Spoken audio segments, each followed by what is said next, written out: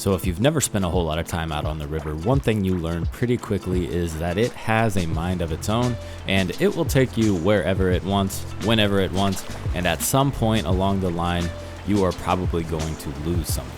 For example, when I was going down this little rapids here, I wanted to shoot down the right side. It was a little less treacherous, but the river had other plans for me. It pulled me left into a route that I really didn't want to be on, so I just kind of had to react. As I was working my way down through this maze of rocks, there was a rather large rock that I could see because of the surface disturbance it was causing, and I knew I did not want to go over that, but of course the river had other plans, pulled me straight towards it. I managed to avoid it, however, that very rock was going to be the cause of some major problems for us.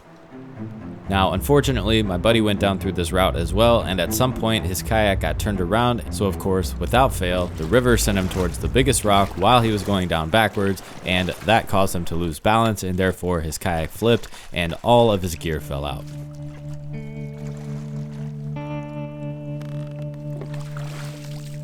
I know what you're thinking here. You're asking, why didn't I go help him get in his kayak and get to shore? Well, he could do that on his own. He had his kayak. He was making his way towards shore. I wanted to go grab as many things of his as I could before they floated all the way downriver and were too far away. Did you get turned around backwards up the top?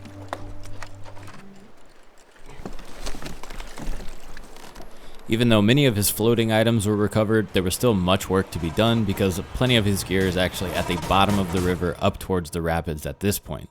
So what did I do? I went into fisherman mode, of course, and it was my goal to retrieve all of his rods, or at the very least as many as I could. But as you guys can clearly see, this was not going to be an easy task. There is a shit ton of water coming down through this rapids, and it was going to be a needle in a haystack type mission for me to find these rods on the bottom.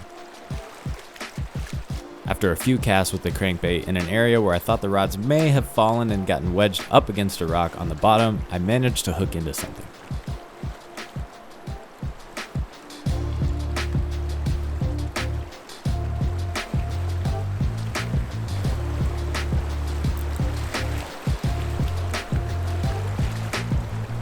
All right, one down, baby.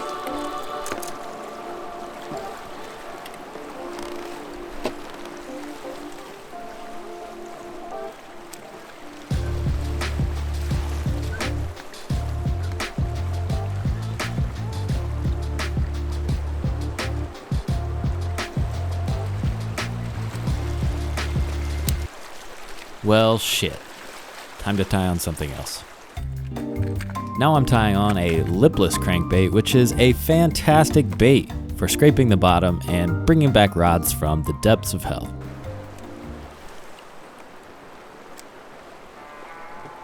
Speaking of hell, at this point, I really don't think that any of the rods are coming back. I already got lucky enough one time. What in the world are the chances that I pull out another rod?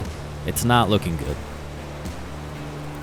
With this insane amount of current, I'm thinking that I need to broaden my search area because it's likely that at least one rod went a little further than the rest on its way down to the bottom.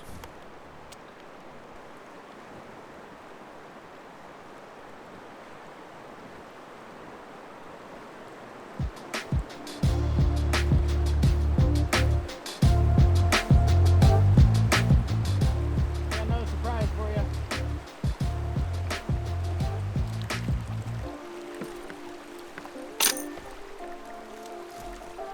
You're up to 60%, 66%. Oh, hey! That's $400 rod. Thank you. You're welcome. Explaining to my wife. Yeah, I kind of like to kind of buy another $400 rod. Same one I bought last year. You're really nice. I just really liked it.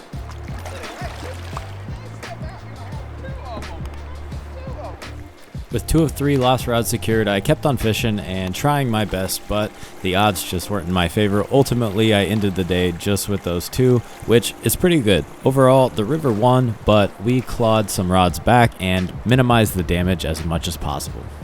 Luckily, my buddy was a pretty good sport about it. Despite the unfortunate event that the river threw at us, I am definitely going to get him back out when it's a little bit warmer to catch a little bit more fish and a few less rods.